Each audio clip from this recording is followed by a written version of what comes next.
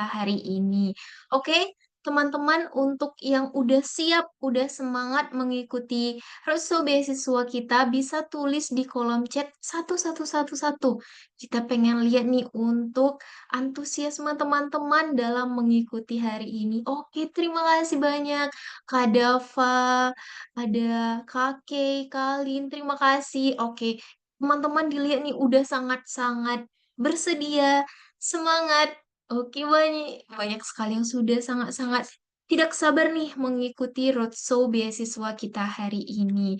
Oke, sebelumnya perkenalkan nama saya Adele yang akan menemani teman-teman selama roadshow beasiswa CIMB Niaga by Teman Lomba 2025 dengan tema besar kita yaitu Waktumu Jadi Juara. Acara ini spesial banget karena kita bakal belajar banyak hal, belajar langsung juga dari awardee yang sudah membuktikan diri lolos beasiswa bergengsi. Jadi hari ini bukan cuman mendengar, tapi kita bakal belajar strategi, dapat insight, dan juga pastinya terinspirasi nih dari Kak Nova yang bakal memberikan materi yang sangat luar biasa. Oke, untuk teman-teman, izinkan saya memperkenalkan pembicara kita hari ini. Beliau adalah Kak Nova Wardana, penerima beasiswa CIMB Niaga, aktif di dalam lomba, pelatihan, sertifikasi, bahkan menjadi speaker dalam berbagai acara-acara lainnya. Oke, Kak Nova akan berbagi pengalaman, tips, dan strategi agar kalian bisa stand out dalam seleksi beasiswa. Nah, sebelum itu nih, aku pengen teman-teman untuk bisa open camera karena kita bakalan sesi dokumentasi nih, teman-teman. Aku harap teman-teman bisa open kamera karena kita bakalan sesi dokumentasi untuk acara roadshow dari beasiswa CIMB Niaga by Teman Lomba 2025. Oke, teman-teman yang bisa open kamera, kami himbau untuk bisa open kamera karena kita bakalan sesi dokumentasi dan jangan lupa juga untuk pakai virtual background dari teman lomba sendiri. Tapi jika ada kendala ataupun ada hal lain yang tidak memungkinkan, tidak apa-apa, teman-teman. Oke, teman-teman yang bisa open kamera, kami tunggu untuk bisa melakukan sesi dokumentasi. Karena ini bakalan jadi kenang-kenangan di highlight-nya teman lomba untuk teman-teman sendiri juga. Oke, teman-teman yang bisa open kamera, oke, tidak apa-apa. Yang teman-teman tidak bisa open kamera, kami harap bisa mendengarkan sesi materi kita hari ini dengan baik. Untuk teman-teman yang sudah open kamera, kita bakalan sesi foto ataupun dokumentasi. Oke, satu, dua, tiga. Satu, dua. Oke, terima kasih banyak teman-teman yang sudah bersedia untuk open kamera dalam sesi kita hari ini. Baiklah, tanpa berlama-lama lagi, langsung aja kita sambut Kak Nova Wardana. Kepada Kak Nova, kami persilahkan untuk mengisi acara hari ini dalam pematerian beasiswa CIMB Niaga. Untuk teman-teman, sambil mendengarkan, kalau ada pertanyaan, bisa nanti disimpan dulu karena kita bakalan ada sesi eh, Q&A juga untuk teman-teman yang mungkin ingin mengulik lebih dalam lagi atau ada hal yang pengen ditanyain lagi ke Kanova, kami persilahkan. Untuk Kanova, kami persilahkan dan saya izin untuk share screen juga. Oke, terima kasih Adel. Halo teman-teman semua. Dari teman-teman lomba, terima kasih sebelumnya aku ucapkan kepada teman lomba dari Adel juga dari Alfred untuk sudah mengadakan acara ini dan terima kasih juga kepada partisipan yang sudah hadir. Semoga apa yang aku share kali ini dapat bermanfaat nantinya di pendaftaran kali ini. Oke, teman-teman, mungkin dari panitia bisa tolong share screen ya.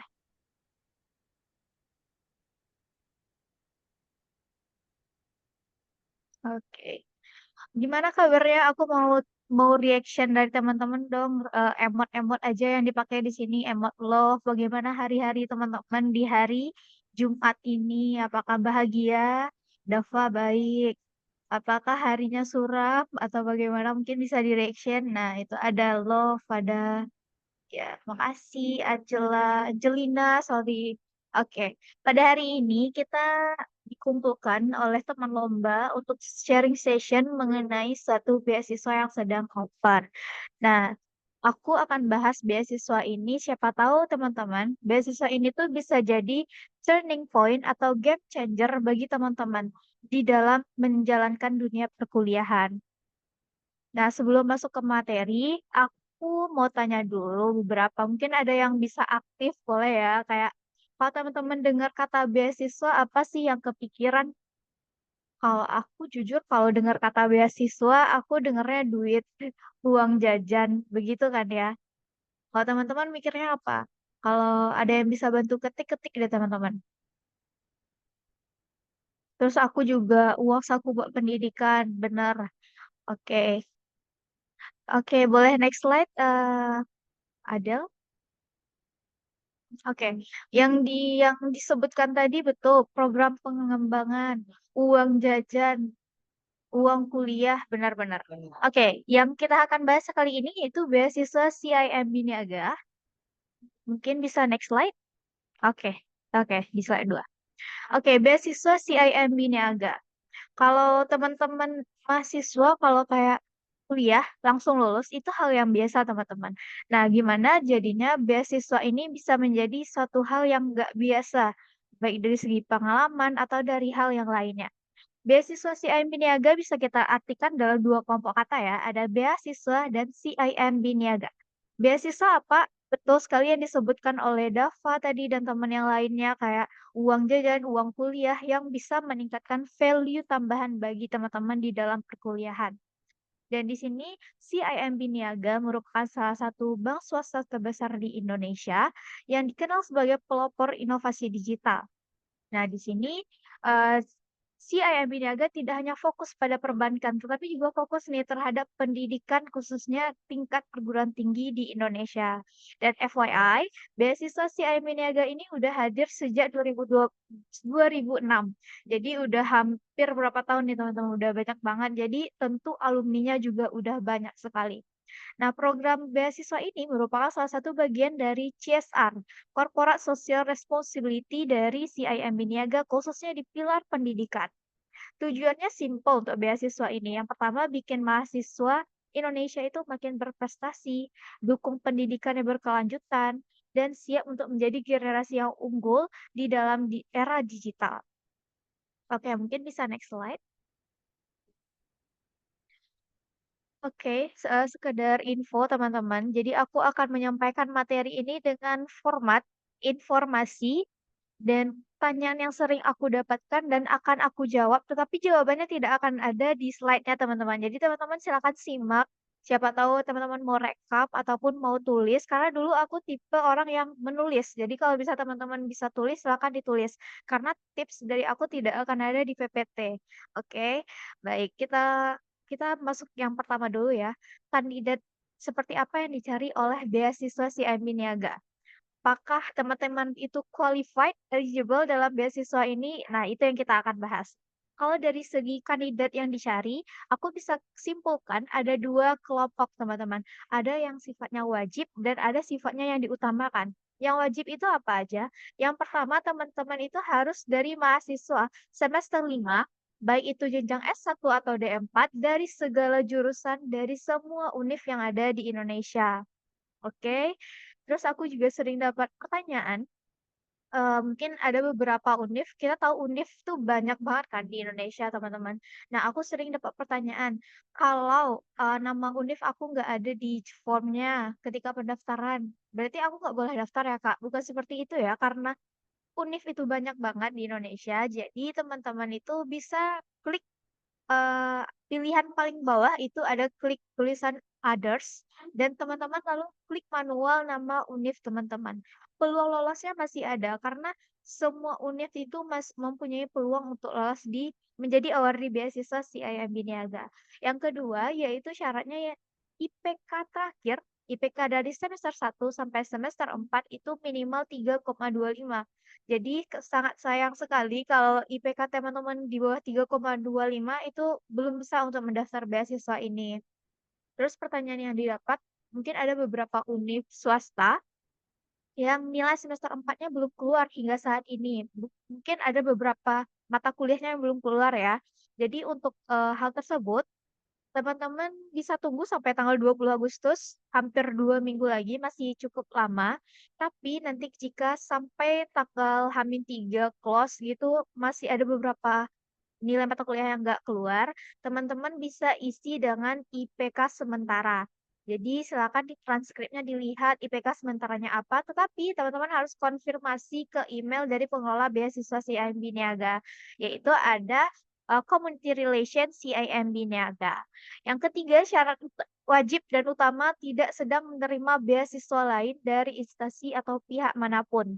Baik itu teman-teman KIPK skema 2 itu kan nggak dapat uang jajan tuh. Jadi itu pun juga belum bisa untuk mendaftar ini teman-teman. Dan perlu di-note juga kalau teman-teman sekarang sedang menerima beasiswa, mungkin nanti beasiswanya habis bulan ini, Kak. Jadi itu bisa mendaftar. Pokoknya setelah diminta surat keterangan tidak menerima beasiswa lain, itu pokoknya teman-teman harus pada masa tersebut tidak menerima beasiswa lain dari manapun. Oke, sampai di situ untuk bahasan yang wajib. Nah, ada syarat yang selainnya yaitu diutamakan. Jadi istilah yang diutamakan ini tuh nilai plus atau ini nggak wajib, tapi kalau teman-teman ada itu nambah nilai teman-teman dibanding peserta yang lain. Oke, ada 3. Yang pertama diutamakan aktif dalam kegiatan organisasi, baik itu dalam kampus ataupun luar kampus. Yang kedua yaitu diutamakan mahir berbahasa Inggris, dan yang ketiga diutamakan memiliki prestasi akademik ataupun non-akademik. Sering aku mendapat pertanyaan, kayak, "Aku nggak unggul Kak di bidang prestasi, atau aku nggak mahir berbahasa Inggris, tapi aku punya banyak pengalaman organisasi." Nah, itu tuh aku terus bertanya, ada yang tanya kayak, "Peluang aku masih ada nggak Kak untuk daftar itu?" Gitu. Peluang masih terbuka lebar ya teman-teman. Kalau tips dari aku, kalau teman-teman nggak unggul misalnya di salah satu dari 3 tersebut, teman-teman itu bisa unggulkan yang teman-teman ada. Misal aku aktif organisasi, nah unggulkan di bagian tersebut sehingga kekurangan yang di persyaratan lain itu tertutupi gitu. Dan coba unggulkan, misal kayak aku dulu nggak prestasi akademik itu nggak unggul banget gitu. Aku cuman aktif di organisasi, dan untuk bahasa Inggris aku nggak terlalu fasih juga, cuman aku usaha karena waktu pendaftaran masih panjang ya teman-teman, aku lakukan tes TOEFL dulu sampai 2 kali kalau nggak salah gitu. Jadi coba kan unggul di 2 persyaratan lainnya supaya secara administratif pun teman-teman tuh unggul dibanding peserta lain. Nah, itu dari syaratnya. Intinya itu beasiswa CIMB Niaga ini nggak nyari kandidat yang sempurna, karena susah juga mencari kandidat yang sempurna ya teman-teman. Tapi yang dicari itu mahasiswa yang punya kemauan untuk berkembang, semangat yang tinggi, dan komitmen. Komitmen ini sangat dicari sih. Terus jangan insecure sama sekali dengan peserta lain. Mungkin temennya teman kalian ada yang daftar dan dia aktif di sana sini, punya prestasi ini itu. Tapi jangan pikirkan tersebut, tapi fokus apa akan potensi dari teman-teman. Mungkin itu ya, sekedar untuk, mengenai kandidat yang dicari oleh beasiswa. Mungkin bisa next slide. Nah, untuk timeline mungkin teman-teman udah lihat ya, secara garis besar, untuk beasiswa ini tuh memakan waktu hampir 3 bulan sampai akhirnya gitu. Kalau untuk, tahapnya ada secara garis besar ada tahap registrasi online, tes aptitude, interview, dan LGD dan interview. Nah, untuk pendaftaran itu akan ditutup hingga 20 Agustus. Jadi, aku dapat info kalau ini tuh nggak bakal ada diperpanjang, teman-teman. Jadi, diusahakan untuk daftar sebelum itu, jangan deadliners, takutnya websitenya error. Karena sampai saat ini udah beribu-ribu pendaftar yang aku dapat. Mungkin bisa next slide, itu untuk timeline.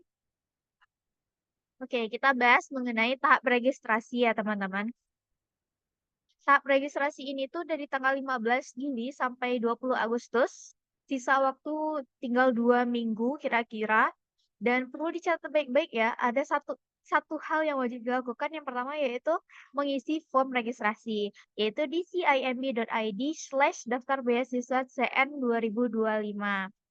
Mungkin untuk pendaftarannya cukup simpel, tinggal mengisi data teman-teman. Jadi tidak perlu pengumpulan berkas dan lain-lainnya, cukup isi data yang ada di form tersebut. Terus aku sering dapat pertanyaan kalau apakah registrasi online tidak dibutuhkan bukti dokumen atau sertifikat atau surat keterangan dan lain-lainnya? Nah, pada tahun ini sedikit berbeda dari tahun yang lalu. Di tahap ini itu teman-teman cuma cukup untuk mengisi sesuai data yang ada di form. Jadi tidak perlu ada dokumen pendukung seperti transkrip, sertifikat, dan lain-lainnya. Itu semua tersebut akan diminta ketika teman-teman lolos ke tahap ketiga, yaitu tahap LGD. Nanti ada pengumuman kalau teman-teman lolos di tahap LGD. Nah, pengumuman nanti akan diminta untuk mengisi link form tersebut untuk berkas-berkasnya. Jadi kalau teman-teman, eee, kayak transkrip susah diminta atau lagi di perantauan belum kembali ke kuliah, nah itu jangan, no worries, karena kita cuma ngisi data aja dulu. Jadi untuk berkas-berkas itu dipikirkan belakangan aja, begitu. Terus ada juga kalau udah submit aku ngapain, Kak? Kalau udah teman-teman submit, tenang aja tinggal tunggu pengumuman. Tinggal tunggu pengumuman sesuai timeline via email ataupun nomor HP yang terdaftar. Jadi pastikan email yang teman-teman tulis itu tidak typo sama sekali, satu huruf ataupun satu angka, ya karena itu akan ngefek, karena pengumumannya akan via email, gitu. Untuk tahap satu itu ya, registrasi online. Selanjutnya itu ada tahap aptitude test dari tanggal 28 sampai 31 Agustus. Nah, ada range waktu itu sekitar biasanya 5 sampai 7 hari untuk pengerjaan tes aptitude. Oh ya, aku mau konfirmasi kalau tes semua rangkaian dari beasiswa CMB Niaga ini dilakukan secara online. Jadi nggak ada yang namanya untuk tahap seleksi interview akan offline, nggak ada. Jadi teman-teman aman, walaupun teman-teman dari di Aceh atau dimanapun, jadi aman kok untuk pelaksanaan beasiswa ini. Tahap yang kedua yaitu tahap aptitude test. Nah, di sini itu di beasiswa Niaga, kita itu sistem gugur. Jadi nanti yang sekitar kalau tahun lalu sih sampai 500 orang ya yang ikut tes aptitude ini. Jadi nanti dari pendaftar yang ada akan diumumkan tuh siapa yang lolos dan yang lainnya juga ada juga yang nggak lolos. Jadi sistemnya emang sistem gugur setiap tahapnya. Tes aptitude ini tuh hampir sama sih menurut aku dengan psikotest, tapi nggak terlalu sama juga. Buat teman-teman yang udah pernah ikut aptitude test atau tes psikologi, oke bagus. Tapi kalau teman-teman belum pernah untuk ikut itu sama sekali, no worries. Di sini aku bakalan kasih gambaran dikit-dikit, bocoran biar teman-teman nggak kaget apa aja sih, ngapain aja gitu. Tes aptitude ini tuh jenis tes yang biasanya digunakan untuk mengukur kemampuan dari kognitif teman-teman. Baik itu kemampuan kognitif, keterampilan, ataupun potensi dalam berbagai bidang. Dalam secara garis besar, tes ini memakan waktu hingga 2 jam. Jadi 2 jam secara online di depan laptop teman-teman. Jadi teman-teman akan melakukan tes aptitude. Apa aja yang ditesnya? Yang pertama yaitu work related behavior. Jadi teman-teman di sini ya nanti akan diminta tuh memilih pernyataan yang paling menggambarkan diri teman-teman saat bekerja. Misalnya dulu waktu itu, misal teman-teman tuh prefer bekerja dalam berkelompok atau individual nih dalam suatu kondisi. Nah, itu diminta untuk hal tersebut. Itu waktunya hampir 23 menit sih kalau dulu. Tapi untuk tes aptitude ini akan diberi panduan kok teman-teman ketika lolos teman-teman untuk tes ini nanti ada buku panduannya. Nah, pahami aja dari buku panduan tersebut biar nggak kaget gitu. Terus ada juga yang kedua yaitu work related interest and motive, ada digit challenge. Jujur dari aku ya, untuk segala beasiswa yang udah aku coba, beasiswa siap niaga ini unik dalam tes aptitude ini. Makanya kayak aku paling inget tes ini gitu. Ada juga di subtesnya itu digit challenge. Nah, berasa kayak COC sih teman-teman, aku jujur. Karena kita diminta untuk mengisi angka perhitungan sederhana yang tersedia. Misal ya, angka berapa tambah berapa hasilnya 11. Nah, berarti kan ada cari 2 angka nih, tambah berapa. Tapi dalam 2 angka ini itu harus angkanya berbeda. Misal, eee, angka berapa tambah berapa isinya hasilnya 6. Berarti teman-teman nggak boleh tuh nambahin kayak 3 tambah 3 karena itu kan berulang itu, nggak boleh. Jadi teman-teman bisa kayak 5 ditambah 1, nah itu hasilnya 6. Itu contohnya digit challenge. Dan itu menurut aku paling asik sih dan aku tanya ke teman-teman aku yang lain juga kayak itu menantang tapi seru gitu loh. Terus ada verbal reasoning, teman-teman di situ diminta untuk menjawab pernyataan dengan benar, salah, atau tidak dapat menentukan sama sekali mengenai studi kasus yang tertera. Aman, studi kasusnya menggunakan bahasa Indonesia, bahasa yang mudah, sangat mudah untuk dipahami, bahasa seharian kita, jadi nggak perlu khawatir. Terus ada juga gap challenge. Gap challenge ini teman itu diminta untuk menemukan simbol yang benar dalam tiap peta sebanyak mungkin. Kalau ini tuh mirip yang sering dites psikologi sih teman-teman, kayak kita, mengkotak-kotakkan, atau kayak memindah-mindahkan gimana yang cocok dalam sebuah pola, begitu. Terus ada inductive reasoning, ada language skill juga yaitu bahasa Inggris. Mungkin ada pertanyaan ya, bahasa Inggrisnya gimana, susah atau enggak? Bahasa Inggrisnya basic banget teman-teman. Kalau teman-teman bisa percakapan dalam bahasa Inggris itu mudah sekali karena emang yang dites itu basic aja karena teman-teman nanti akan diminta untuk mengisi bagian yang kosong dari kalimat yang diberikan gitu. Aku sendiri dapat pertanyaan, kayak teman-teman, aku belum pernah sama sekali tes aptitude. Jadi apa yang harus dilakukan sebelum dan ketika hari H aptitude test? Kalau untuk dari sebelum aptitude test, teman-teman yang pertama harus lakukan yaitu perbanyak latihan soal psikotes. Baik itu dari psikotes atau aptitude dari YouTube ataupun dari TikTok. Yang kedua, asah kemampuan analisa. Coba latihan kerjakan soal-soal bahasa Inggris. Ini mungkin aku bisa sebut merek ya, teman-teman bisa tes melalui Duolingo. Itu free kalau untuk tes-tes itu aja, karena itu basic juga. Menurut aku itu cukup membantu. Terus, itu tuh bisa dilakukan kalau teman-teman ngerasa Inggrisnya masih kurang, belum fasih. Tapi kalau teman-teman kayak udah fasih, udah pede, ya udah tinggal persiapan untuk hari H. Kalau untuk hari H tes, teman-teman itu aku rekomendasikan beberapa hal. Yang pertama, lakukan di lokasi yang aman, nyaman, jaringan internet baik, dan tidak akan terkena distraksi dari apapun dan siapapun. Karena seperti yang aku mention di awal, tes ini dilakukan dalam 2 jam dan tidak bisa dijeda-jeda gitu teman-teman. Jadi full 2 jam di depan laptop. Jadi kalau bisa, jauhkan diri dari orang-orang, yang dapat mengganggu teman-teman. Terus aku bisa pastikan 2 jam ini nggak bakalan terasa lama karena kita excited untuk setiap pertanyaannya. Terus, supaya 2 jam berkonsentrasi, teman-teman sebaiknya di hari sebelumnya jangan begadang dan menghindari hal-hal yang menyebabkan stres. Seperti yang Dudu bilang, 2 jam teman-teman. Jadi kalau bisa kayak pikirannya tenang, kalau ada beban masalah diusahakan jangan dipikirkan dulu gitu.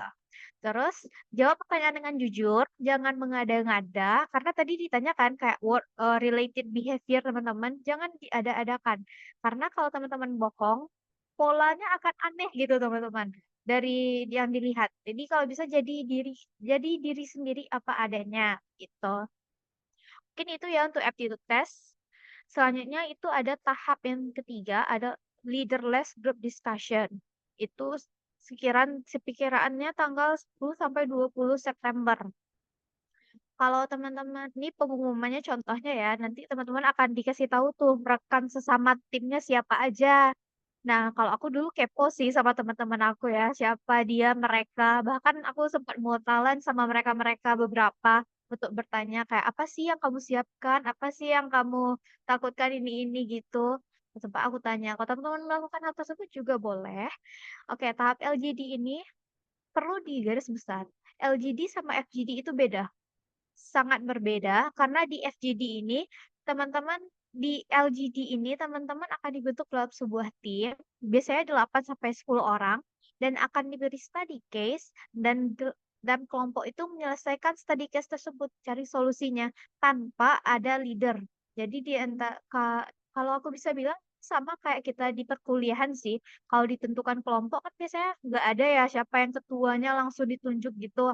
Nah, itu tuh jadi untuk apa namanya, untuk menyelesaikannya, teman-teman nggak ada leader nih. Gimana caranya untuk menyelesaikan tersebut dalam 10 menit tanpa leader. Nah, itu yang dicari sama pengelola. Akan dilihat secara individualnya teman-teman gimana. Apakah teman-teman itu inisiatif? Inisiatif boleh, tapi jangan mendominasi. Oke. Em, hal-hal yang diuji ketika LGD ini yang pertama itu kemampuan analisa study case.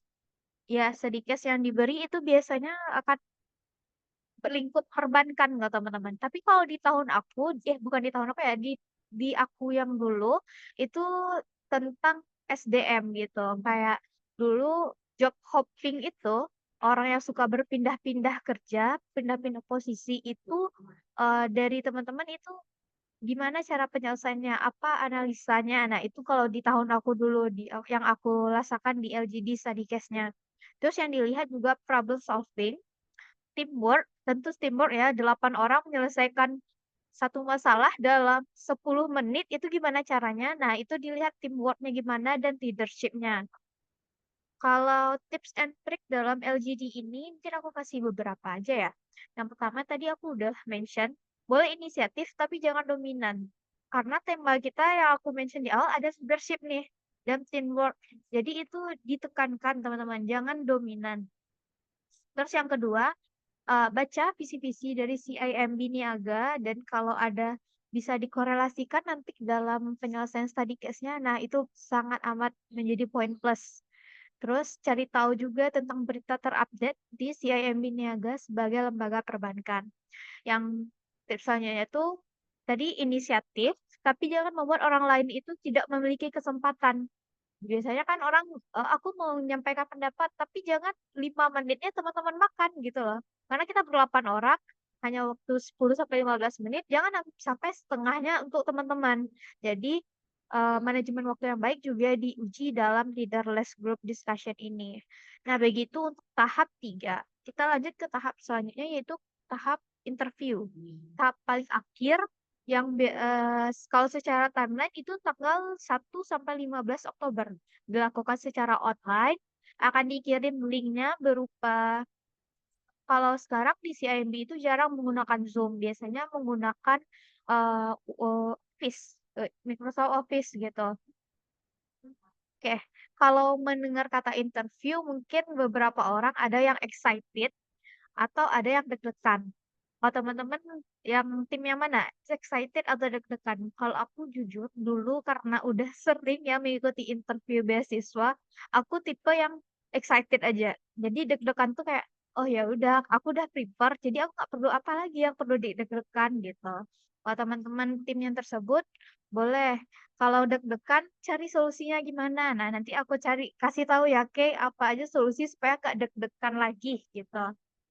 Interview ini tuh dilakukan secara online, email dikirim melalui email yang terdaftar, apa aja yang diuji, ada 6 bisa dilihat ya di PPT. Yang pertama yaitu agility. Agility itu seberapa cepat dan fleksibel dalam beradaptasi sama perubahan. Secara garis besar nanti pertanyaan-pertanyaan yang diuji itu teman-teman eh, berhubungan dengan pengalaman teman-teman. Jadi kalau ditanya tentang agility dalam organisasi, nah dikorelasikan aja pengalaman-pengalaman teman-teman apa aja. Terus ada juga yang diuji komunikasi, cara teman-teman itu menyampaikan ide atau mendengarkan orang lain. Jadi komunikasi ini nggak tentang kita ngomong aja teman-teman, cara kita mendengarkan itu juga dinilai. Terus ada juga personality, kepribadian teman-teman yang khas dan otentik yang membedakan dengan orang lain. Ada strategic thinking juga yang dinilai, yaitu kalau strategi kita bahasnya mungkin jangka panjang. Kalau dulu pertanyaannya yang kayak dalam 5 tahun ke depan kamu ekspektasinya kamu akan menjadi yang seperti apa? Nah itu bisa juga pertanyaannya itu akan muncul seperti itu. Terus ada juga yang ditanya mengenai leadership. Teman-teman kan ditanya nih di awal kayak pengalaman organisasi, pengalaman volunteer. Nah, pasti pernah menjadi leader, baik leader dalam suatu kelompok ataupun leader dalam diri sendiri. Nah, itu diceritakan. Terus ada juga dari connectedness. kepedulian dan keterhubungan, teman-teman dengan orang lain. Nah, itu bisa digambarkan juga melalui pengalaman-pengalaman yang sudah dilakukan. Kalau tips and trik supaya nggak deg-degan ya, tadi ada deg-degan kalau interview. Apa aja yang harus dilakukan? Yang pertama, kenali diri teman-teman, kenali diri semuanya. Berapa ya, mungkin 3 tahun ya, 3 tahun yang lalu aku ngapain aja ya, aku seperti apa ya orangnya. Nah, kenali diri ini nggak bisa cuma kita sendiri aja nih teman-teman, bisa tanya melalui orang lain. Misal teman-teman dekat kita, "Menurut lo gue tuh gimana sih sejauh ini? Ada nggak perubahan gue dalam 1 tahun ini?" Nah, itu bisa dicatat juga karena penilaian orang itu biasanya biasanya lebih valid ya. Terus yang kedua yaitu ada persiapan dokumen yang matang. Jadi ketika interview aku sarankan teman-teman itu kalau aku dulu ya, aku nge-print CV aku. Jadi kalau CV kan ada pengalaman kita dalam 2 tahun atau 3 tahun belakangan ya. Jadi ketika ditanya kita, "Pengalaman kamu yang paling ini, kamu pernah menjabat di ini," jadi aku nggak perlu mikir lagi, aku lihat CV, "Oh aku pernah di sini nih." Ya udah aku langsung sampaikan. Jadi aku nggak mikir-mikir lagi. Waktu yang aku de waktu yang ada bisa aku maksimalkan untuk berpikir apa aja yang aku lakukan di jabatan tersebut, gitu. Jadi aku sarankan CV sih harus, kalau tidak di-print juga nggak apa-apa, itu trik aku aja tahun lalu. Tapi kalau teman-teman kayak, di HP-nya CV juga boleh, yang mempermudah teman-teman aja gitu. Terus di interview juga jangan takut bertanya. Jangan takut bertanya karena biasanya di akhir interviewers akan tanya nih, "Kamu ada pertanyaan untuk untuk beasiswa ini atau untuk, pengelola ini?" Persiapkan beberapa pertanyaan teman-teman. Kalau aku dulu menanyakan, kalau nggak salah ada 2 pertanyaan. Contohnya kayak sistem dari, untuk lolos menjadi awardee itu apa? Yang pertama, apakah full dari interview ini atau yang tahap-tahap sebelumnya juga menjadi pertimbangan? Nah, itu yang aku tanya waktu itu. Terus apakah aku akan dihubungi secara, formal, kapan dan oleh siapa aku dihubungi untuk, pengumuman dari interview ini. Nah, itu yang aku tanyakan dahulu gitu. Terus teman-teman ketika interview berusaha bersikap positif, baik itu senyum ataupun sapa, sapa interviewersnya jangan kayak nunggu disapa duluan. Kalau aku sih dulu kayak baru join di office-nya, pokoknya nampak wajah interviewersnya aku langsung nyapa, "Halo Mbak, halo Kak," begitu. Jadi teman jangan inisiatif aja gitu, karena teman-teman di sini, sendiri, jadi diri apa adanya, unggulkan yang penting positif sih. Positif itu apa aja kayak senyum, eee, berhubungan baik, cara intonasi ngomongnya juga dijaga, gitu. Kalau teman-teman bisa catat 4 hal tersebut, aku rasa teman-teman nggak deg-degan lagi sih. Terus, yang soalnya aku sering dapat pertanyaan kayak, saat interview itu menggunakan bahasa apa? Karena teman-teman mungkin banyak yang worries ya karena diutamakan, fasih berbahasa Inggris. Nanti interviewnya bahasa apa, Kak? Jujur hampir mayoritas, hampir 90% deh kayaknya ya, interview dilakukan secara, eee pokoknya awardee tahun sebelumnya mayoritas itu menggunakan bahasa Indonesia. Jadi biasanya kalau di aku dulu, interviewers-nya nanya, "Kamu prefer-nya bahasa Indonesia atau bahasa Inggris untuk interview?"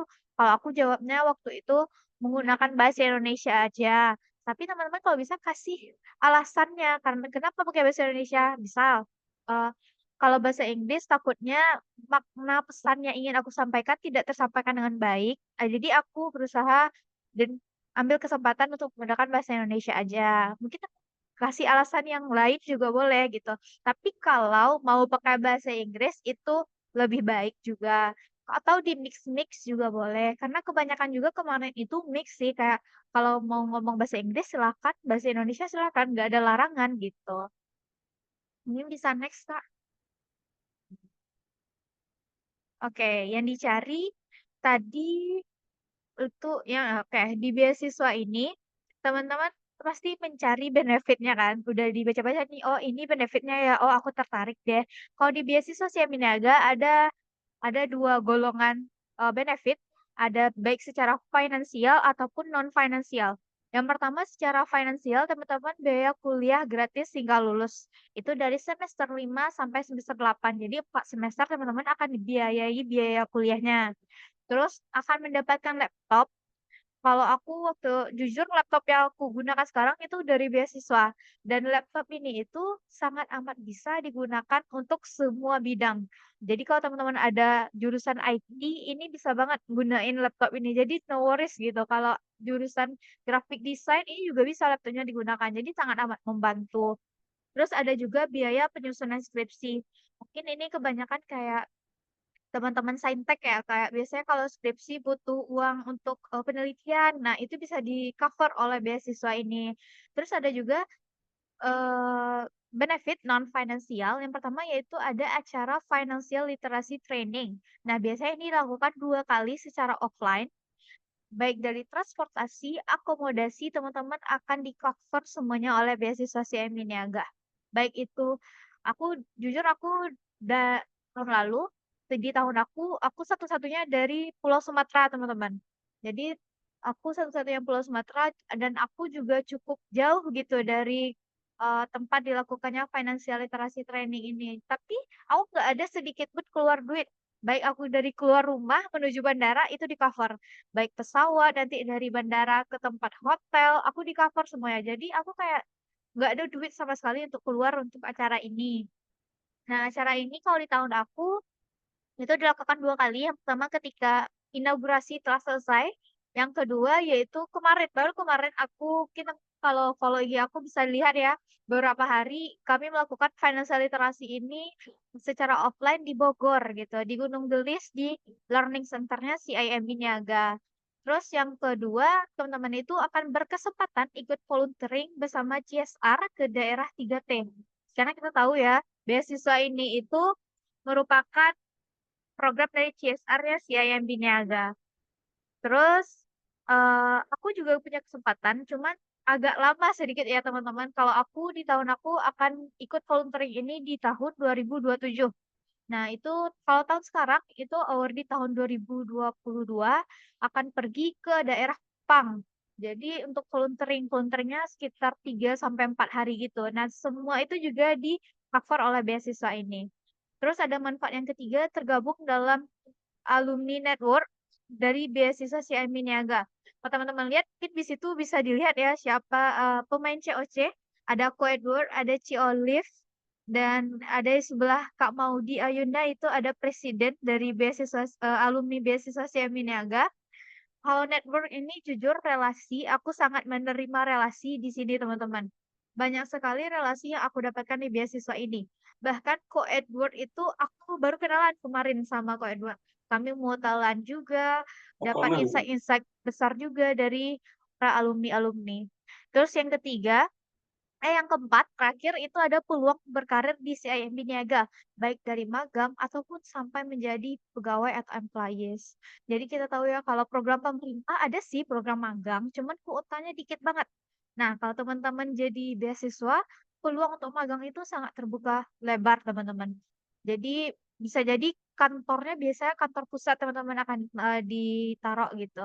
Jadi kalau untuk magang, jadi kalau beasiswa ini awarding nggak worries lagi tentang, magang, kayak aku mau magang di CMB, tinggal daftar gitu loh. Mungkin itu ya untuk benefit yang aku rasakan yang didapatkan. Soalnya ini ada beberapa jurnis aku, apa aja yang disupport oleh beasiswa CMB Niaga ke aku selama 1 tahun lebih ini. Yang pertama, itu aku menjadi fokus untuk lomba. Kalau teman-teman ini teman lomba, pasti juga sering merasakan ikut lomba, tapi kayak mikir, wah biaya untuk lomba juga lumayan ya, sekali daftar registrasi bahkan ada yang sampai 200, 300.000, 400.000, bahkan hampir ada yang 500.000 juga ya. Tapi kalau teman-teman udah menjadi awardee beasiswa Niaga, teman-teman nggak perlu mikirin duit itu lagi teman-teman. Karena untuk biaya tersebut akan di-cover oleh beasiswa Niaga. Jadi aku sekarang kalau mau lomba ya udah daftar, nggak mikirin biaya biaya berapanya lagi gitu loh. Dan aku nggak mikirin duit itu lagi gitu. Walaupun nanti nggak, juara, jadi aku nggak ada merasa penyesalan juga karena aku nggak ada rugi dari imaterial gitu. Terus beberapa aku juga sering ikut pelatihan, sertifikasi, bootcamp. Kalau teman-teman tahu sertifikasi itu mahal banget, jujur sangat mahal. Jujur di kuliah aku, di kampus aku, ikut sertifikasi digital marketing itu bisa sampai 1,5 juta, bahkan 2 juta. Nah, kalau teman-teman jadi awardee, itu bisa di-cover oleh beasiswa ini. Terus aku juga dapat relasi seperti yang teman-teman lihat, aku juga beberapa sekali menjadi speaker atau pemateri, dan bahkan ini aku nggak kepikiran dulu sebelum menjadi awardee gitu, kayak mau mau ngapain aku jadi speaker, tapi melalui beasiswa ini aku bisa dapat peluang hal tersebut. Mungkin bisa di next slide, Kak. Nah, ini beberapa kegiatan yang udah aku ikuti. Mungkin dari gambar yang paling atas di kiri itu ada inaugurasi. Inaugurasi dilakukan di CIMB Niaga Pusat, itu ada di Sudirman. Terus aku juga dapat sharing session bersama HR direkturnya dari CIMB Niaga. Jadi aku dapat tahu nih cara jadi pegawai CIMB yang mudah itu gimana, apa aja yang dicari. Nah, bener dari Bapak Juni ini aku tahu gitu apa aja. Terus aku juga di hari besoknya inaugurasi ikut financial literasi. Terus di gambar 3 paling bawah itu kegiatan financial literasi yang kedua. Jadi itu dilaksanakan di Gunung Gelis Bogor dan beberapa alumni dari beasiswa ini juga diajak kayak Ko Edward, ada Kak Haifa kalau teman-teman tahu. Kak Haifa ini itu content creator di TikTok kayak Mpok KRL. Nah, itu Kak Haifa, terus ada juga Kak Rani ini abang nonenya Jakarta, teman-teman, juga konten creator. Jadi aku sempat berinteraksi sama mereka, bikin konten bareng sama mereka. Jadi aku merasakan banget nih relasi di sini gitu. Terus di acara malamnya juga ada makrab, malam keakraban. Nah, itu sangat asik sekali. Begitu, mungkin bisa di next. Nah, itu teman-teman, sharing session dari aku pas tuntas mengenai beasiswa CIMB Niaga. Kalau masih ada pertanyaan nanti kalau pertanyaannya nggak kejawab di sini, teman-teman bisa hubungi aku melalui IG ataupun LinkedIn ataupun TikTok. Tapi kalau di TikTok aku jujur agak suka lambat membalas ya teman-teman. Jadi prefernya ke IG aja di Novawar, hanya 3. Kalau teman-teman masih ada pertanyaan, butuh tips and trick lainnya. Sampai teman-teman kalau bingung aku bantu sampai teman-teman submit pendaftaran begitu. Mungkin itu aja dari aku, Kak. Aku kembalikan ke Adele.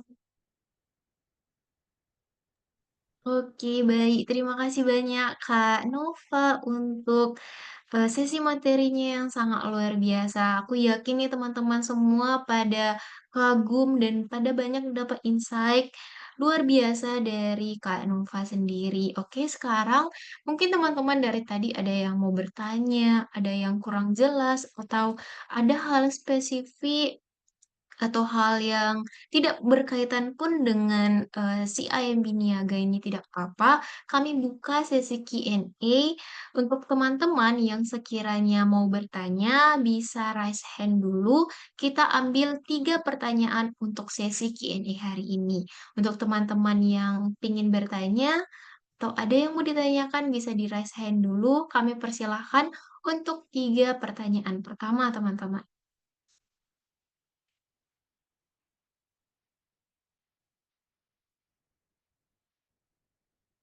Apakah ada yang mau bertanya? Oke, dari Kak Angelina nih Kak. Kak izin bertanya, em, kalau sekarang nih kita masih kelas 11 SMK, kira-kira yang perlu disiapin apa aja sih Kak? Atau beasiswa ini khusus untuk mahasiswa yang mau melanjutkan ke strata selanjutnya? Bagaimana nih Kak Nova? Kami persilahkan. Oke, terima kasih ya pertanyaannya Angelina.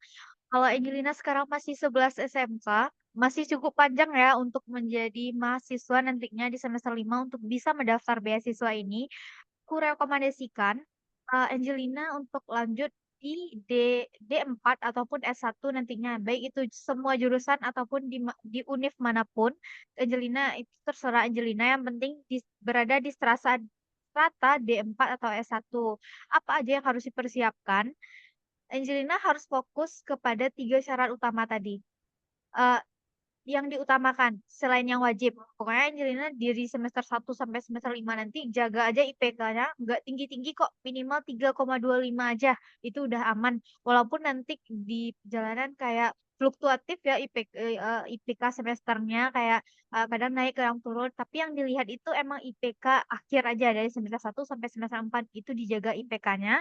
Terus Angelina ketika dari semester 1 sampai semester 4 perbanyak hal-hal yang Angelina suka dan mendukung untuk pendaftar beasiswa ini. Dari 3 syarat yang utama. Misal, Angelina mau fokus di perbanyak pengalaman organisasi di dalam kampus ataupun luar kampus. Angelina bisa cari itu dari semester 1 apa aja sih yang bisa aku ikuti atau kegiatan luar kampus, ikut volunteering-volunteering. Nah, itu bisa membantu Angelina untuk unggul dari peserta lain.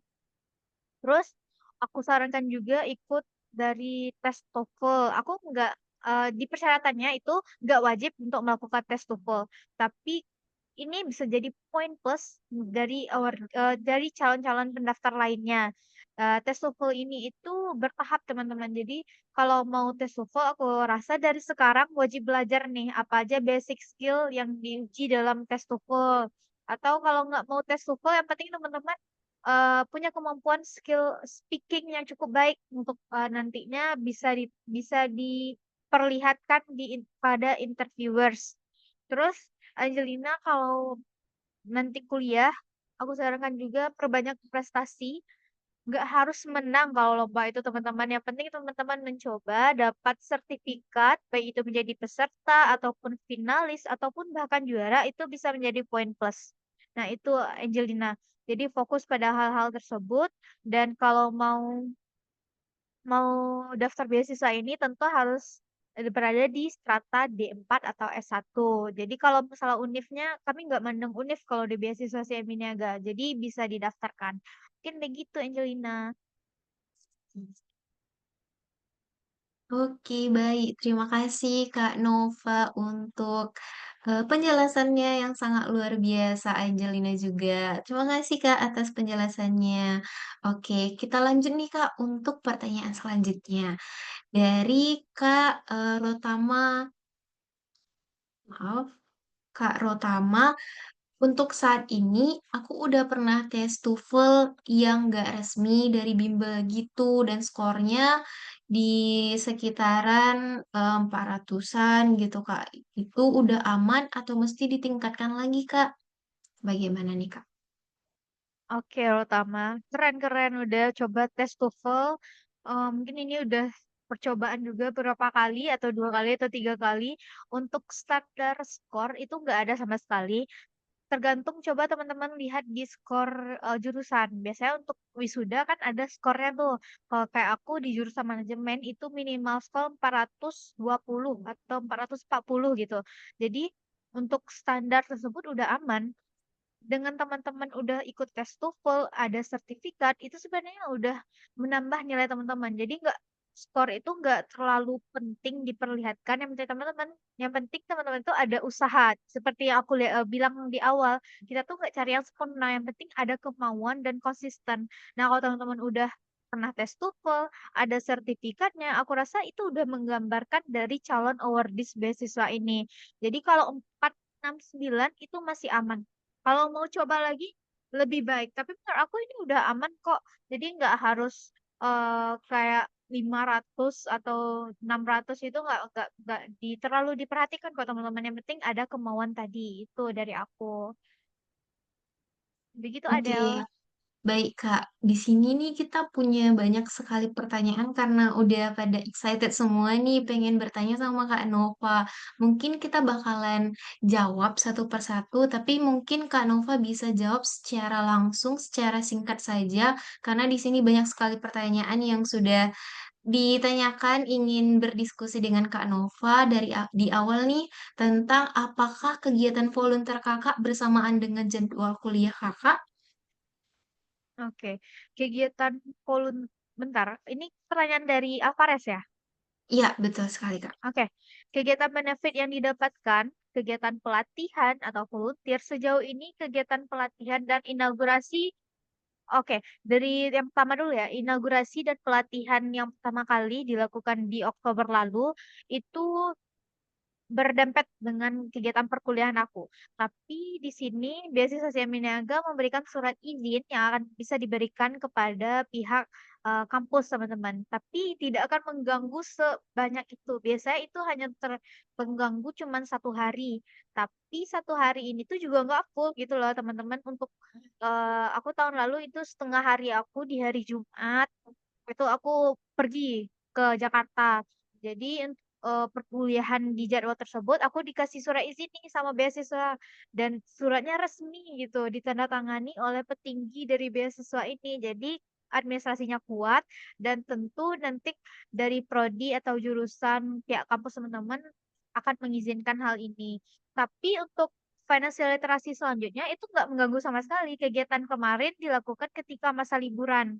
Kegiatan masa liburan dan tidak ada kegiatan yang mengganggu sama sekali, baik itu teman-teman mungkin besok ini sibuk ya untuk magang.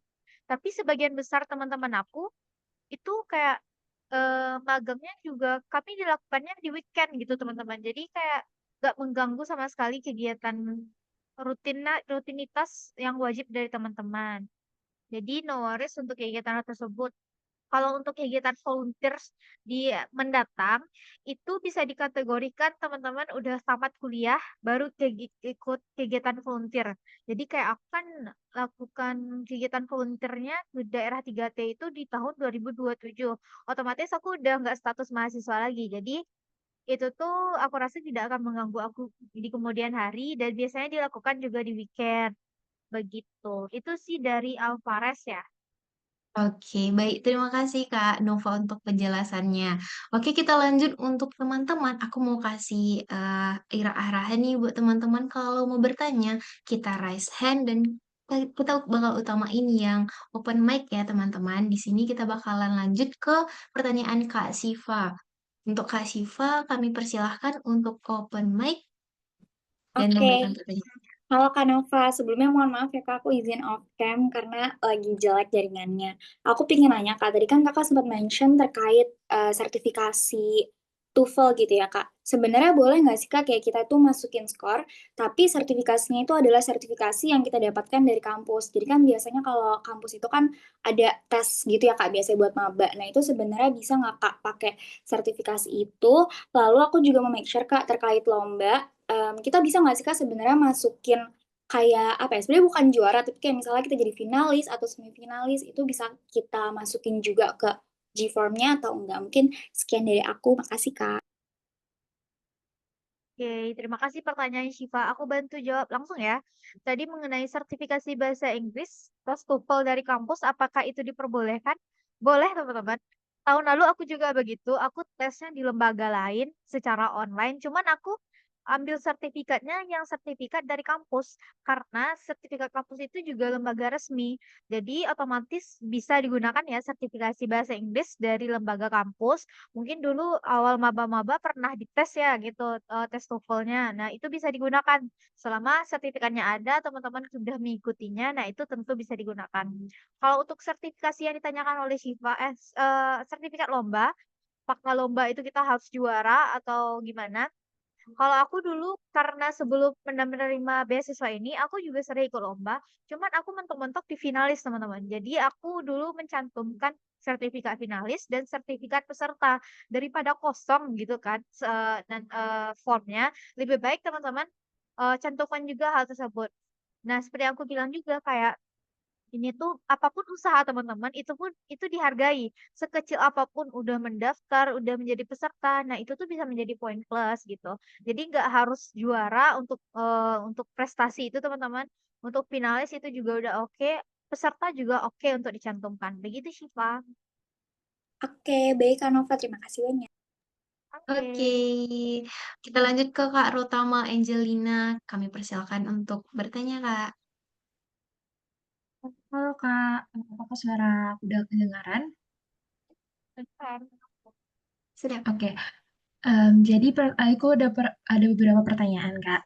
Jadi yang pertama aku ingin tanya, apakah dari si IMB Niaga itu ada memprioritaskan jurusan-jurusan tertentu karena aku lihat dari kakak-kakak BA itu mostly itu jurusannya dari sosum Kak, sementara aku sendiri itu dari teknik. Untuk pertanyaan yang kedua, aku juga mau tanya, kalau dari yang menginterview calon tahun ini itu nanti berarti dari kakak-kakak tahun angkatan sebelumnya ya Kak? Dan yang pertanyaan terakhir itu aku ingin bertanya juga, em, kalau misalnya kan ada pengalaman di luar kampus ya Kak. Nah itu kalau misalnya dimasukin pengalaman volunteer kayak sosial-sosial gitu, apakah diperbolehkan Kak? Itu aja. Terima kasih Kak.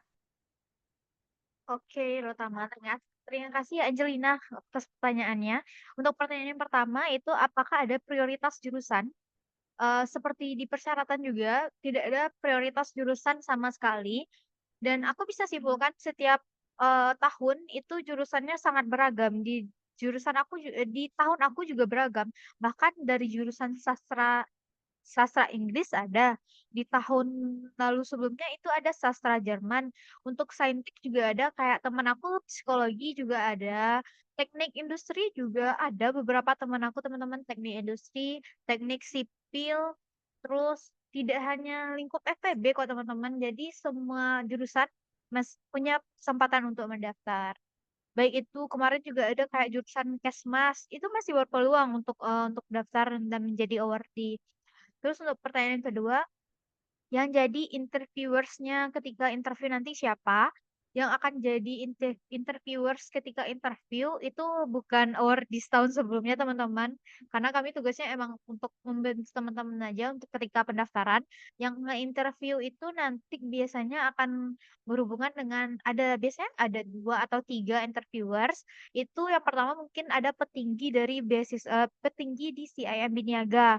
Kalau di teman-teman aku itu ada kayak legal legal apa ya? Kayak HR direkturnya juga ada, kayak legal officer gitu juga ada, semua divisi gitu biasanya ada salah satu interviewersnya jadi interviewers. Terus yang kedua itu ada yang 2 orang lagi itu biasanya dari pengelola beasiswa Siambi Niaganya, baik itu Head of Community Development-nya, ataupun yang pengelola pemegang beasiswanya, ataupun orang-orang yang di bawah dari HR-nya. Jadi emang yang nge-interview orang HR gitu biasanya teman-teman. Jadi nggak akan ada diinterview oleh alumni, karena itu juga bukan hak kami untuk menginterview teman-teman. Begitu. Terus pertanyaan yang ketiga, pengalaman luar kampus seperti volunteer, apakah bisa?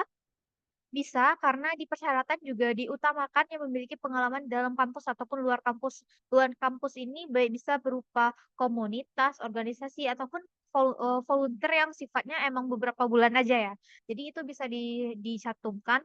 Tapi dengan syarat kalau volunteer ini teman-teman, volunteernya udah selesai, udah istilahnya teman-teman udah ada sertifikat penghargaan untuk kegiatan ini. Karena volunteer kan sifatnya sebentar ya.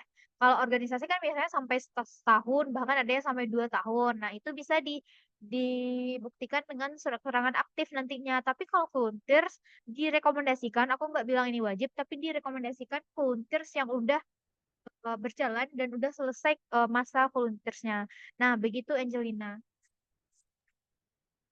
Kalau untuk volunteernya itu, kalau misalnya volunteer yang kayak satu kali ikut gitu Kak, tapi dapat sertifikat itu bisa dicantumkan nggak Kak? Bisa, bisa kok. Eh semuanya bisa, tapi nanti kan akan diminta tuh tiga teratas ya dari pengalaman dari teman-teman. Nah, itu tolong teman-teman tuh prioritaskan pengalaman yang paling menurut teman-teman paling besar impact-nya dan peran teman-teman paling besar di pengalaman tersebut. Paling atas itu ditaruh. Biar itu jadi headline dari pengelola memeriksa dari berkas teman-teman, form teman-teman. Jadi kalau bisa dari pengalaman tersebut di-prioritizing nih dari lingkupnya, apakah lingkup nasional ataupun kampus ataupun bahkan internasional atau impactnya ke masyarakat luas atau impactnya internal organisasi aja nih. Nah itu bisa diurutkan dari yang pertama itu yang paling oke menurut teman-teman. Itu. Baik Kak, sangat menjawab. Terima kasih banyak atas jawabannya ya Kak. Oke, sama-sama. Oke, baik Kak. Kita bakalan jawab dua pertanyaan terakhir dari kolom chat ya Kak. Nah, yang pertama nih dari Kak Najwa, untuk yang tes tahap kedua, apakah ada materi yang paling dominan? Misalkan banyak hitungan. Sama tahap ketiga, ketika LGD kasusnya seputar apa nih Kak? Oke, aku bantu jawab ya Najwa. Oke, Najwa masih ada. Yang pertama untuk tahap yang kedua, itu tahap tes aptitude, aptitude test. Materi yang paling dominan tuh apa? Kalau bisa dilihat di PPT tadi, yang paling banyak memakan waktu itu di word related behavior. Hampir 23 menit teman-teman itu dites nih, kepribadian teman-teman itu bagaimana. Jadi nanti apakah kepribadian teman-teman itu selaras dengan core value-nya Desi Ambiniaga, nah dari situ dilihat. Jadi aku bilang tadi usahakan emang jujur apa adanya, jangan mengada-ngada kayak, oh aku sukanya sebenarnya individualism nih, maksudnya dalam bekerja itu aku sukanya sendiri karena ini itu. Tapi nanti teman-teman isinya di formnya kayak, tapi di saat biasanya bekerja berkelompok nggak sih? Nah teman-teman jangan jangan pikir seperti itu. Jadi dari diri sendiri apa adanya aja gitu. Jadi jangan mengada-ngada karena akan dilihat nanti grafiknya teman-teman itu gimana kepribadiannya. Itu memakan waktu 23 menit. Jujur pertanyaannya akan berulang-ulang seperti itu aja. Jadi nanti akan diulang-ulang milih beberapa pertanyaan nanti itu di-compare lagi. Jadi teman-teman emang jawabnya jujur apa adanya. Dan baca secara sesama pertanyaan-pertanyaannya, karena bahasanya mungkin agak sedikit bahasa akademis ya, sulit sulit untuk dipahami, tapi kalau dibutuh waktu untuk mikir itu bisa gitu. Kalau untuk banyak perhitungan, pada tahap 2 ini nggak banyak, cuman ada di digit challenge yang aku bilang tadi dan itu pun cuman berapa menit ya, kayak 10 menit. 10 atau 15 menit dan itu basic kok, basic, emang perhitungan aja, tambah-tambah aja, nggak ada perkalian, pengurangan nggak ada, cuman pertambahan aja gitu. Terus untuk tahap ketiga, LGD, kasusnya seputar apa? Jadi kan nanti ada yang lolos berapa ya? Aku kurang tahu pasti. Yang pasti akan ada beberapa kelompok dalam LGD tersebut. Dan setiap kelompok itu punya kasus yang berbeda-beda. Jadi kalau di kasus aku emang lingkupnya terkait dengan orang, human gitu. Bagaimana cara kita mengelola orang. Jadi teman-teman di sini diminta untuk menjadi seorang HR. Gimana sih seorang HR itu? Misal kayak tadi, ada kasus job hopping di suatu perusahaan. Kalau kamu sebagai HR gimana cara menanggapinya? Apakah kamu mengeluarkan dia atau ada solusi lain? Nah, itu akan dites. Tapi ada juga teman-teman aku yang lain ditanya mengenai perbankan, perbankan secara luas. Misal apa yang terjadi di kasus-kasus CIMB sebelumnya, itu gimana menurut teman-teman? Eee, aku nggak bisa pastiin apa aja, lingkup-lingkup atau kasusnya seputar apa, tapi, nggak susah dan biasanya itu akan bisa diterima oleh jurusan apapun. Jadi kalau mengurus orang kan itu nggak harus jurusan manajemen ya teman-teman, bisa dari jurusan teknik dengan pengalaman pengalaman organisasinya bisa gitu untuk hal-hal tersebut juga mengelolanya. Jadi kasus-kasusnya nggak akan seriuh itu dan bisa teman-teman pahami gitu memposisikan dirinya nanti. Begitu jawaban dari pertanyaan Najwa. Oke, baik. Terima kasih Kak Nova untuk jawabannya. Untuk pertanyaan terakhir nih Kak, dari Kak Valeri yang sama juga nih dari sama kayak Kakak dari Pulau Sumatera. Nah, Kakak sampaikan selama pemaparan di tahun Kakak yang award di Sumatera hanya Kakak seorang. Bener nih. Mau tanya, kenapa bisa minimum banget ya Kak yang asal Sumatera? Kebetulan aku dari Sumatera nih Kak. Dan mau tanya Kak, tahap 2 tahun ini pre-screening itu tahapannya bagaimana sih, Kak? Dan apa yang menunjang kelulusan tahap satu? Karena cuman mengisi data form saja, Kak. Oke, aku bantu jawab ya dari Valerie. Iya benar, pada tahun aku itu ya satu-satunya orang dari Pulau Sumatera. Kenapa hal tersebut bisa terjadi? Nah, mungkin Di tahun aku jujur info tentang beasiswa Siaminaga itu nggak luas teman-teman. Jadi infonya tuh nggak sampai ke univ-univ yang di Sumatera. Aku nggak tahu kenapa, mungkin dari strategi marketingnya kurang di tahun yang lalu. Atau apakah suara aku jelas? Melek? Aman ya, Del? Hmm, agak nge-lag sedikit sih, Kak, tapi masih kedengaran aman kok, Kak. Oke. Mungkin itu aja sih kayak apa tahun lalu nggak banyak dari Sumatera. Mungkin emang dari ini, dari pesertanya juga nggak banyak yang daftar dari Sumatera bisa jadi, dan akunya mungkin agak unggul dibanding peserta lain, atau emang itu aku juga kurang pasti kenapa dari Sumatera dikit. Terus pertanyaan yang kedua, Tat. Oh, tahap pre-screening itu bukan tahap uji ya, teman-teman. Tahap pre-screening ini itu tahapan di mana teman-teman eh, form teman-teman itu di screening untuk lolos ke tahap selanjutnya. Jadi selama 2 hari ya, 2 hari tersebut, jadi pihak pengelola nge-screening itu data-data teman-teman, baik itu dari prestasi ataupun segala kolomnya udah sesuai atau belum. Apakah teman-teman akan dibandingkan nih form teman-teman dengan peserta lainnya. Nah, di tahap itu pihak pengelola akan melakukan hal tersebut. Jadi teman-teman nggak ada ngelakuin apa-apa, emang menunggu pengumuman aja gitu. Cara unggul di tahap pertama menurut aku detail, pokoknya attention to detail. Jadi semua hal-hal di form tersebut kalau bisa detail kan teman-teman. Misal kemarin ada yang bertanya itu kolom LinkedIn, kolom Facebook, belum apa itu di Instagram itu wajib diisi apa gimana Kak? Menurut aku rekomendasikan itu diisi. Walaupun LinkedIn teman-teman itu enggak dead gitu, ataupun Instagram teman-teman isinya nggak berhubungan dengan personal branding, is okay. Kalau teman-teman tahu kalau tahap satu ini kita nggak butuh berkas ya teman-teman. Cuman mengisi form aja. Nah, bisa jadi itu melihat dari akunnya teman-teman. Misal di LinkedIn. Oh, biasanya orang upload di LinkedIn kan tentang pengalaman organisasinya ya, ataupun hal-hal yang mereka sukai gitu. Bisa dilihat dari LinkedIn, bagaimana orangnya bisa dilihat melalui LinkedIn. Nah, aku rekomendasikan teman-teman isi hal tersebut.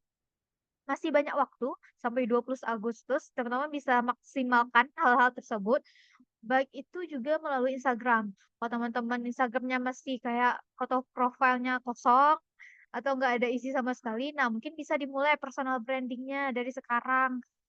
Karena bisa dilihat juga dari hal tersebut, kita nggak memungkiri ya, dari tujuan beasiswa ini tadi kan menciptakan mahasiswa yang melek dan bisa bersaing di era digital. Nah, itu bisa dilihat kan, tujuan dari beasiswa ini digital nih. Oh, berarti kenapa diminta LinkedIn, Instagram, dan lain-lain. Nah, mungkin teman-teman bisa analisis apa sih alasannya. Nah, mungkin nanti bisa teman, aku rasa udah kejawab sih pertanyaannya kenapa harus mengisi-ngisi hal tersebut. Apakah itu tuh menunjang untuk lolos dari dari peserta lainnya. Mungkin itu jawaban dari Valani. Oke, baik. Terima kasih, Kak Nova untuk jawabannya. Untuk pertanyaan terakhir banget nih, Kak. Dari Oke. Kak Wawa. Sertifikat organisasi atau volunteer jika kondisinya masih atau sedang menjalani organisasi tersebut. Apakah bisa mengirimkan surat keterangan aktif organisasi untuk menggantikan sertifikat organisasi volunteer tersebut, Kak? Oke, terima kasih Wawa. Untuk ini aku rekomendasikan ya teman-teman, bukan hal yang baku dan harus seperti ini, tapi yang aku dapat info aku sampaikan kepada teman-teman.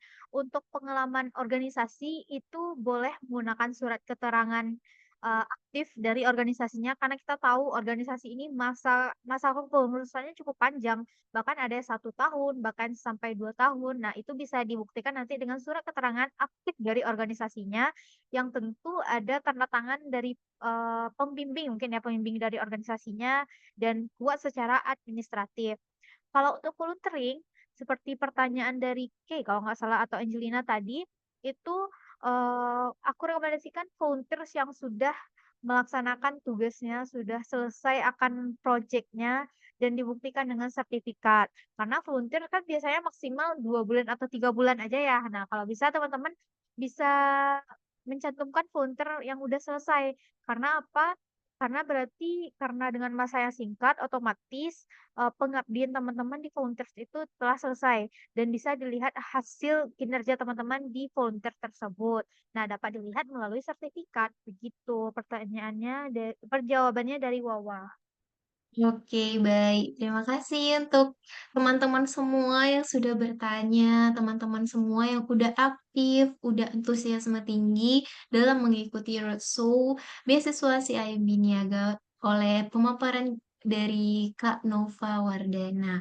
Oke, terima kasih teman-teman semua. Nah, kita sampai ke akhir acara. Terima kasih banyak untuk Kak Nova Wardana yang sudah berbagi cerita, juga tips. Semoga ilmu hari ini bisa membantu kalian melangkah lebih percaya diri menuju beasiswa impian teman-teman. Oke, jangan lupa juga untuk follow teman lomba.id dan juga akun dari Kak Nova di Instagram, TikTok, juga di LinkedIn untuk melihat update dan tips beasiswa dan juga info-info lomba lainnya. Saya Adela dari teman lomba. Mohon maaf kalau ada salah kata. Sampai jumpa di sesi roadshow beasiswa berikutnya. Ingat, waktumu jadi juara dan langkah hari ini bisa menentukan langkah teman di berikutnya juga. Terima kasih teman-teman.